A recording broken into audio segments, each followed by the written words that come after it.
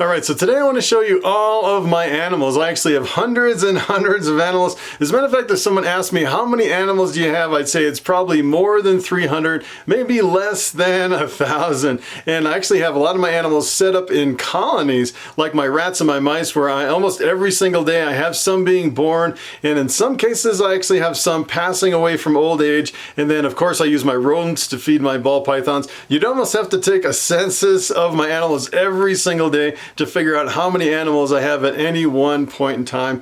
And I actually have about 60 ball pythons here in my room, and just to go through all my snakes, it'd probably take an hour just to go through those. If I actually showed you every single rat and mouse in all the tubs, it'd probably take you at least another half hour to go through all those. So what I'm gonna do today is I'm gonna kind of blow through all my snakes and my rodents and focus on my other animals, a lot of the other animals that I have here at the farm, some of the other stuff that I'm kind of working on. And the first snake that I want to show you, that is Bobby here. He is my bamboo ball python, probably my friendliest snake that I have in my whole collection. And it's kind of interesting. I've been working with him pretty much in front of the camera every single day for months and months, and he is super puppy dog tame. Let's see if I can get his head right in front of the camera. He is so cute. Look at his cute little face. And it's kind of interesting how tame he's become. Super puppy dog tame. I can do anything to this ball python, not head shy at all, and it's just so incredible working with a snake every single day. And this snake, let me tell you, this snake has never even tried to bite me. It is pretty amazing. As a matter of fact, he only eats probably every 2 weeks or so. He's full size and his metabolism is slowed down, and he's kind of a picky eater. He gets to the point where he just kind of eats like a medium rodent maybe once or twice a month, and it keeps really good body condition. He used to be one of my biggest breeders. So what I'm going to do is I'm going to kind of go around my whole farm here, and I would show you all of my amazing animals. Alright, so this is what I call my reptile room. This is where I keep all my ball pythons and other animals in here. I have so many animals in here. So essentially I can kind of go through kind of the tour here. On all these racks over here, these are some of my grouts, some of my male ball pythons, and just a few of my brand new females. Look over here, I actually have my hatchling rack. I have just a few hatchlings over here, like this beautiful coral glow. Take a look at this. This is Pee-wee, and Pee-wee is a coral glow ball python. Look at how beautiful that is. I actually sold this guy, and I'm just waiting to ship because there's really huge shipping delays because of the whole virus thing. And I actually sold quite a few of these. I think I sold almost all of these hatchlings, and I'm just kind of waiting on them to be shipped. And then over here, this is actually where I keep Bobby, right here in this tub. And he actually upgraded to a bigger tub, and let me tell you, these ball pythons, they absolutely love these dark tubs. It is like home to them. And it's kind of interesting. A lot of people say they can't believe I keep ball pythons in dark tubs. And let me tell you, you keep ball pythons in anything else and they're not really that happy compared to a dark tub. And if you actually keep them in a dark tub, they actually like to come out at, usually at least once a day and kind of hang out. What I do is when I'm going through my tubs, I usually do like a quick spot cleaning, and I pick up the snake and I put them around my shoulders, or just hold them in my hand if they're hatchlings, and then just spot clean and kind of clean up the tub. Try to do it, at least every couple days, every 2 to 3 days, to get them out of the tub and kind of let them kind of crawl around a little bit. And then I do have one really big reticulated python. This is Sunny down here. He is a super dwarf reticulated python, really big, and it's kind of interesting. This guy, he's not that friendly. He's never really been that friendly, and the interesting thing is when I'm kind of working down here in the reptile room, I'll just kind of open the tub and let him kind of do his thing, and he won't actually crawl out of that tub. He just really likes the tub open. He'll stick his head over it and maybe just crawl, a little bit, to where, sometimes he'll actually stick his head out and kind of sniff the rats over here. I actually have these rat racks, and he's really curious about what is in this rack over here, but he usually won't come out, and he really just likes to have the tub open and just kind of hang out a little bit. And most of the times, I kind of keep my eye on him so he doesn't come out all the way, but every now and then I'll pick him up. he doesn't really like to be picked up that much. He kind of freaks out, and he really puts like the death grip on me when I'm picking him up. But he really likes the tub to be open to just kind of look out a little bit, and then he goes back in the tub. He's a pretty cool snake. It seems like he really likes this dark, secure enclosure. This is actually a boa tub. It's meant for boas. And then over here, I actually have all my rodents over here. These are all my rats on this side. And then over here I have my mice and my rats over here, and this is like a self-sustaining colony of rats and mice. And essentially this is what I feed to my snakes, and some of them I kind of keep them as pets, just kind of hanging out here. And if you actually look at some of these guys, I keep the populations really low. As a matter of fact, some of these are like marked for retirement, and a lot of these are just females, just kind of living out their life. And I come down here and I feed them all kinds of treats and table scraps and a bunch of things. I thought this was kind of interesting too. If you actually look down at one of these bottom tubs, essentially the rack systems work by you actually have these waters that feed the rodents, and they drink from the waters.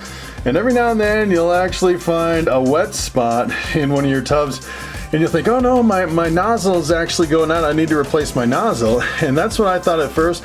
And come to find out, these rats are just a little bit playful, and they actually just start kind of playing with the water nozzle. And it seems like these rats in particular, every tub I move them to, they get in here and just kind of play with the water nozzle and then make a flood. And I move them to another tub and they'll flood that tub. And it's just these crazy rats that are actually the problem. It's not really the actual nozzle, which is kind of interesting that they're actually, kind of playing with the water nozzles. Kind of interesting creatures, these rats. So about a year ago, I actually started up this colony of Dubia roaches down here in my reptile room. And these things are breeding like you wouldn't believe. Look at all those roaches. As a matter of fact, if you actually go through all the roaches and actually move all these little acorns, there's just like hundreds, maybe even thousands of them in there. And I was actually selling them on the internet, and as a matter of fact, I got to the point where I was actually euthanizing them and putting them in the freezer to feed to my chickens. This is what my tarantula eats, and this is what my frog eats, these little Dubia roaches. And when they actually shed out, they turn white, like you can actually see, like right in the corner over here. I don't know if you can see it, but there's actually a white Dubia roach, and after they shed, they kind of turn white, and their shell is really soft. I tried to feed the frog the white ones that are really soft, so it's not so hard, because if you actually get an adult, they're kind of firm and crunchy. Like these really big ones here, it's kind of really tough, and it's almost like pokey on the sides of the Dubia roaches. And the other thing I found with these Dubia roaches is that in the water, you definitely have to put like some kind of a water crystal gel in the water, otherwise you'll have a lot of them drowned in the water. And as far as the food, it's pretty much free food for these Dubia roaches. Essentially what I do is I use the leftover powder from the bottom of my rat food bag. I actually buy the rat food in pellets, and there's always a whole bunch of powder. I usually throw this stuff away, and now I give it to the Dubia roaches, and it's like free Dubia roaches for life just using that powder. It's pretty amazing. So here are some more animals that I actually have. I have so many animals, it's pretty amazing.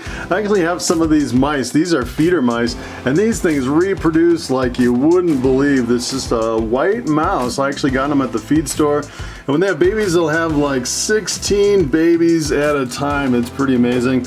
And they live quite a long time for a mouse. I'd say maybe a year or year and a half, not too bad. But pretty much after that, they stop breeding and they get really kind of old and fat, and they just stop producing. These guys are like on the edge, you can tell. Some of them are kind of chunky, and some of them are just kind of getting old. And I have actually a whole bunch of babies in here too. And the mice have been fantastic. The only problem with the mice is they can tend to smell a little bit more. So you really have to stay on top of changing out the bedding and really reduce the number of males to pretty much one male per tub. The other thing about the mice is I found that they really don't like to drink out of these water nozzles, and especially the little tiny hoppers have a hard time. So I've been putting kind of these extra water bottles in with the mice, so it seems like they actually can drink a little bit better. And then another thing I've kind of been doing is every time I change the substrate, I'll put a little bit of these little the rodent pellets in with the mice, and it just gives them something a little bit easier to chew on, especially for the little hoppers, because they don't have to kind of get underneath. The food's in trays on the back, and sometimes it's a little bit difficult for the really tiny baby mice to actually get back there and eat the food. All right, so I definitely don't want to forget showing you this girl. This is Lucy. She's my big reticulated python. She weighs probably 85 to 90 pounds now. I've been trying to breed her for the last few years, and she just won't breed. It looks like she's not going to lay eggs this year. I'm hoping maybe next year. And kind of the interesting thing I recently did is I had coconut husk substrate in here. She kept getting coconut husk stuck in her mouth because she was really aggressively biting the rodents. She was getting her respiratory infection back a little bit. So I switched to just a regular, like a beach towel, kind of a towel in here, and it seems like it's working great. She absolutely loves sitting on a towel. It seems like it's really cured up her respiratory infection almost overnight. And the cool thing about the towel is if she goes to the bathroom or something on it, I can just kind of pop it in the washing machine, or, you know, wash it in a bucket, you know, put it in some bleach or something, let it soak, and then pop it in the washing machine, and then you wash it. It's almost like free substrate, because if I actually put a whole block of coconut husk in here, it costs me like $10 or $11 for a block of the coconut husk. And this is like perfect. It seems like it's really good. She actually lives down here in my basement on my pool table in this. It's actually a 6-foot enclosure. She really needs to move up to a bigger enclosure, but I'm trying to, you know, kind of perfect my husbandry on a smaller enclosure, and it seems like it's been working really good. Just she has a little heat source in the bottom that she sits on that's about 88 degrees, and then up on top she has a radiant heat panel up on top that is about 75 to 78 degrees up on top. As a matter of fact, I think I bumped it up to 78 because I was reading that 75 is a little too cool for reticulated python, so I've been pretty much keeping it at 78. And then back in the corner, if you can actually see this, I actually have, it's a 3-gallon water bowl, and I only put 1 gallon of water back in the back to, you know, prevent kind of her jumping in it and kind of spilling it all over. It's been working fantastic. All right, so this is my 125-gallon African cichlid aquarium, and I put up the sheet over on the right, and they're kind of freaking out. They're really very smart fish, and for some reason, this anything different in the environment, and they all really freak out. I'm hoping I can lure some of them out with some food if I can actually get them out. It's kind of funny. They actually know people by pretty much, you know, they're by the person. If I actually add a little bit of food, we'll see if they can come out. I'm sure I have probably close to 100 fish in this aquarium, and they're all just kind of hiding out because I think I put that, you know, I put up a cloth over on the right to kind of cut down on the glare, but there's a lot of really cool fish in there. I've had these guys for about 15 years, and it's kind of interesting. They keep reproducing, and I get more little tiny baby fish, and then some of them eventually kind of die off, and you see kind of a constant cycle of fish, you know, kind of growing up and growing old. And it's kind of a whole, like, you can watch the whole progression generation after generation of these African cichlids. And usually what I feed is I feed these flakes in the morning, and then later on at night in the evening I feed like a pellet mix, and the pellets seem to really keep a lot of good weight on the larger fish. But if you actually look really close in there, you can actually see some really tiny little baby African cichlids, and they actually really need the flake food. So I usually feed them both the flake foods and the pellets. Well, I'm just gonna walk away a little bit and see if we can actually get some of these fish to come out a little bit more.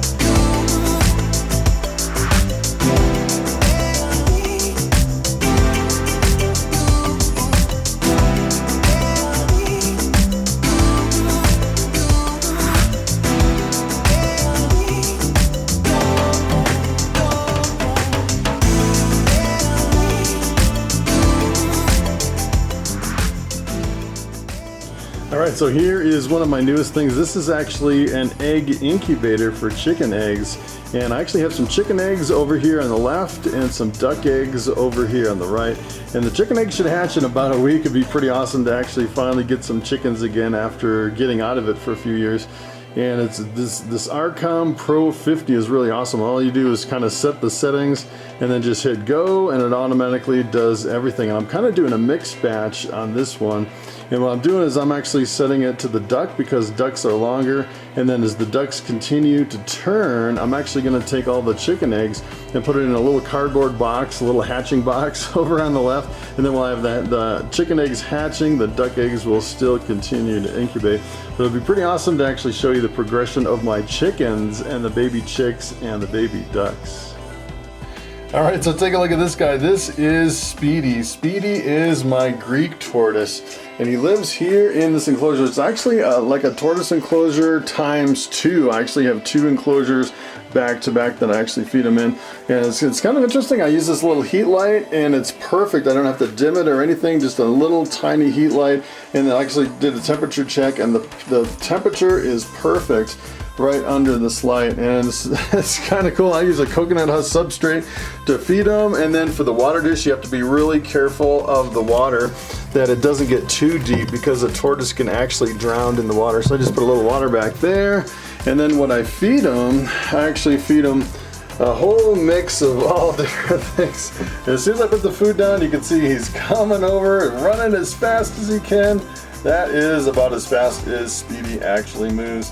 And essentially what I feed him is I feed him a mix of, I think it's about 14 different types of leaf lettuce. And then in the leaf lettuce I actually put some chopped up cactus and some chopped up carrots and a little bit of calcium supplement. And then kind of the ground up meal over on the left, that's like a tortoise diet you can buy in the pellets, and then I just soak it in water and feed him to him that way. But he usually cleans up his plate every single day. Some people say you should only feed a tortoise every other day, but this guy, let me tell you, he can plow down the food, and he's got pretty good body condition. They say if you get kind of too fat of a tortoise, they can kind of stick out of their shell. And this guy's got some really good weight to him. He's doing really good.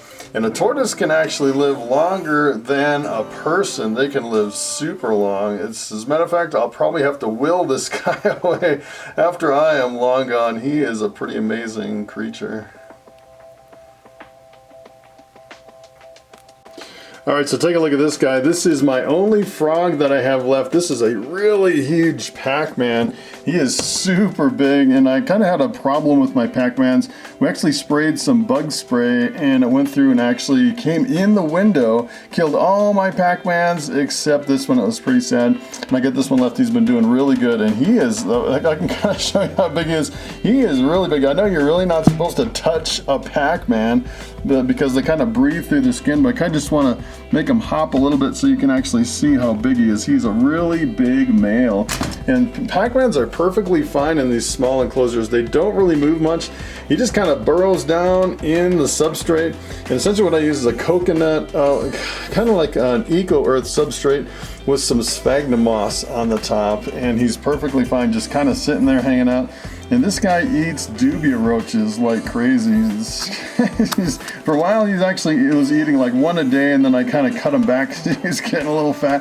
I think I feed him about 3 Dubia roaches a week or something like that. And the weird thing is he kind of burrows in the substrate and just kind of hides out for like a whole week. I don't know if he goes through some kind of a hibernation stage or something, but it's really weird that they can just kind of burrow down. They won't eat anything and they don't move. And then about a week later, he'll crawl out and he'll be ready for some more food. And you just have to really keep them sprayed down with water to keep their skin really clean so they stay nice and clean. And then about once a week, I change out the substrate and then give him a bath. But he is a pretty cool animal.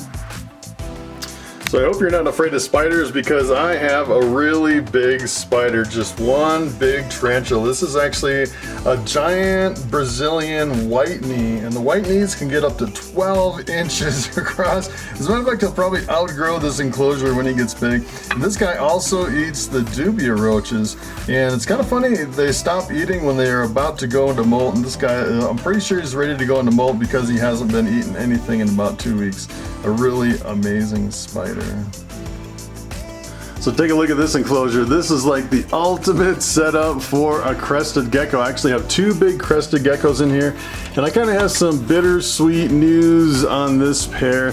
And I actually put a male and a female in here, and it kind of went all natural, where they could just, you know, just kind of hang out in here all by themselves without, you know, any intervention. So I don't actually even look for them or, you know, bother with them at all. And sometimes I look in here and I'm like, where are my geckos? And I just kind of leave them all by themselves. And I actually found a little baby gecko in here just last week. And I was so excited over my baby gecko, and the problem is I came in here one day and I fed him and I closed the door, and little did I know that the baby gecko was up here on the top with his head sticking out, and I actually accidentally squashed his head in the glass, and unfortunately I killed him, which was like, really exciting and then really super sad, all within just a couple days. I couldn't believe it. But these guys should actually lay eggs in here and raise them naturally. It's actually about 75 degrees. If I could actually find one in here, I'd actually show you. I do have some geckos in here, and I usually don't dig down for them, and I don't even know where they're at. And it's kind of interesting with this substrate in here. Actually, and here's one right here. Here is the female. They get kind of lost up in here, and they sleep all day and they come out at night, so they are a nocturnal species. And if I can actually wake this guy up, this guy is pretty friendly, and the baby looked exactly like the mom. It was so cute, a little pinstripe crested gecko. And the funny thing is, I picked up that gecko, and it was so super friendly as a baby. It was kind of amazing that it was friendly kind of right from being born. And it was so small, I thought that I was actually gonna hurt it, because I was being really careful with it, didn't want to hurt it. It was so super small. I definitely have to watch the glass when I'm actually working with these. And the other thing is, you don't want them to jump out, because they can jump pretty good. And then I have a super Dalmatian in here. I also have a fogger. You can see my Reptile fogger up here when the humidity goes too low. And usually what I do is I keep the Eco Earth on the bottom with the sphagnum moss on top, and then I put springtails and isopods in here, and it's been working so good. You open it up and it smells super fresh, like a forest floor. And I haven't actually changed the substrate in probably since I set it up like 8 months ago. It's been doing really well. If I could find that super Dalmatian, I don't know if I could find them in here, I could show you that one too. And it's kind of interesting, they can hide in here and you can't even see where they're at. And most of these are all fake plants, except I actually have this one live plant right here, and I don't know if I'll be able to find this guy for you. I know he's in here because I just saw him the other day. I'll see if I can find him, and then let's see. Look at this guy. He is so cute. These crested geckos are something else. And this one is super friendly, really awesome. All right, so I pulled some of my plants out and some of my stuff because I wanted to dig down and see if I could actually find this guy. Check this guy out. This is my super Dalmatian crested gecko. Really awesome crested gecko, and this is probably one of the most expensive ones you'll find. This guy, I think they sell for about $200 to $500 for an adult like this. And everything this breeds to should have the spots. It should be a Dalmatian, and you can get a better look at this guy right on the front. This guy kind of freaks me out, sitting right on the front, because I definitely don't want him to jump out of the tank. Really awesome geckos. Alright, so I want to show you some of my outside dogs. This is my Rhodesian Ridgeback female. She's actually AKC registered, and I actually crossed her with my St. Bernard, and she had 2 litters of puppies, and I kept one of the puppies, and this is one of the puppies right here. This is Cobra, a dog named Cobra. Come here, Cobra. Come on, Cobra. He's like scared of the camera. He's like, what is that camera? What is going on? He's not sure what it is. And this is Mama here. Mama's not scared of the camera, huh? Yeah, Mom. Oh my goodness, oh my goodness. And Mama's getting pretty old. She had 2 litters of pups. And I'm not gonna breed her again. She's just too old for that. And this guy, he is crazy, crazy. He's still, I think he's what, maybe 1.5, maybe 2 years old. He's getting a little bit bigger than Mama now. It's kind of interesting that I bred her with this Saint Bernard. This is the dad here. And he doesn't look anything like the dad. He looks completely like a Rhodesian Ridgeback. And he's so funny. He always carries his little bowl there. He's a really big dog. He probably weighs, I haven't actually weighed him, but I'm thinking he probably weighs maybe 180 pounds or something like that. He's definitely too big for me to actually pick up and carry. And these guys are outside dogs all the time. Yeah, aren't you, baby? And they actually live in this little enclosure over here. It's actually a little kind of like a plastic tough shed with a heater and an air conditioner. They got it made. It's like their own little house out here. And I just put a whole bunch of straw in there and they're perfectly happy. Look at Mama. She's so happy. All right, so I wanted to show you my last animals and kind of my barnyard out here. This is kind of a really cool barnyard that I have set up out here. And this is actually where I'm going to put all my chickens and my ducks. And I have quite a bit of room out here. I can actually probably put, I'm thinking between 50 and 100 chickens and ducks. And I got some really big cows. Look at that big old bull right there. That is a big black Angus bull. And we can kind of go in and check them out. And it's, you know, the funny thing about these cows is I actually have these little kind of horse panels with these latches, and these cows are so smart that they can actually open it with their tongue and get through. I have to actually close it and then hook it every time, you know, I walk away, because otherwise if they get through here, they kind of get in here and they knock over all the panels. And then usually I keep the chicken feed in there when I have chickens, and they eat all the chicken feed and kind of get really destructive. But they have a really big spot here. I'd say it's about ½ an acre. And this is T-Bone. Look at how big T-Bone is. He is a big boy.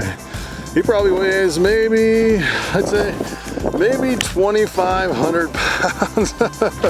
Yeah, he is super big. He's maybe, I think maybe 6 years old now. It's amazing how big these Angus bulls get. As a matter of fact, I have an Angus steer. He'll probably get this big. And then I have the little baby here. Look at the little baby.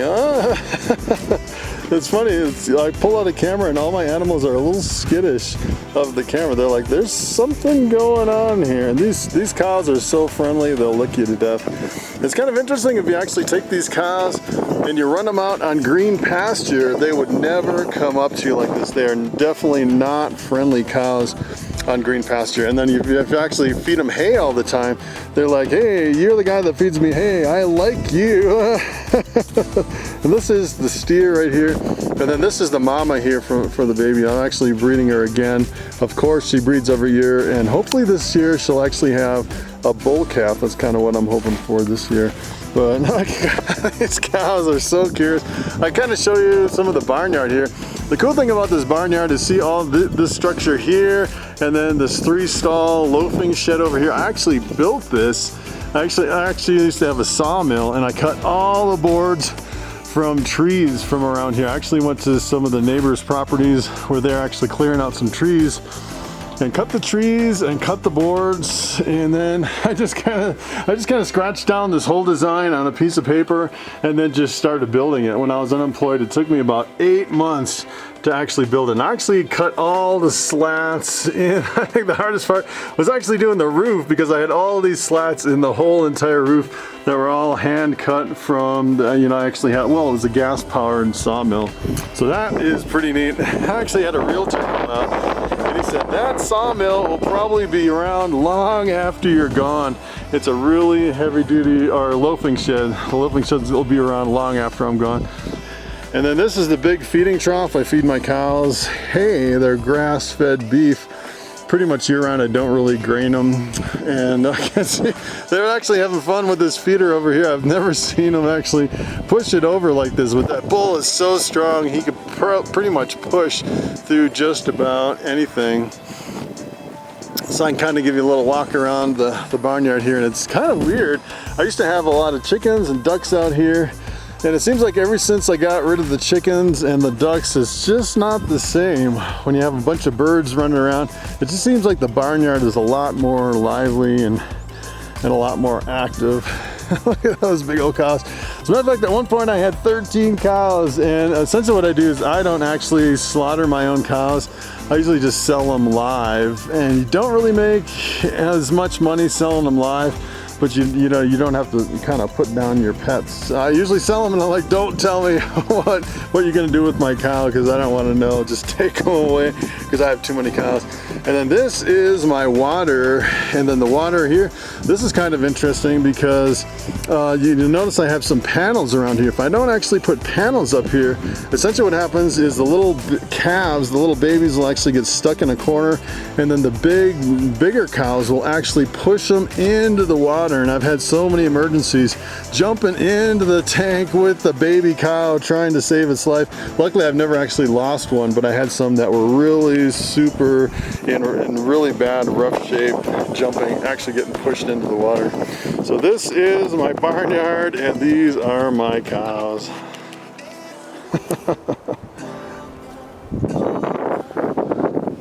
All right, so there you have it. I have quite a few animals to take care of, and let me tell you, it is a handful, especially making daily YouTube videos. Now, normally here on YouTube, making videos about ball pythons, kind of a more focused topic as far as ball pythons, because, you know, if someone it actually helps your channel here on YouTube if you focus on a certain topic instead of jumping around between all the different animals. If someone's interested in ball pythons, they can kind of hang out here on my channel and kind of go through all the genetics and the morphs and the combinations and the care and everything like that. I've kind of really tried to focus almost like an encyclopedia of ball pythons with a few other animals thrown in the mix. So that is pretty much it. Thanks for watching, and I will see you in the next video.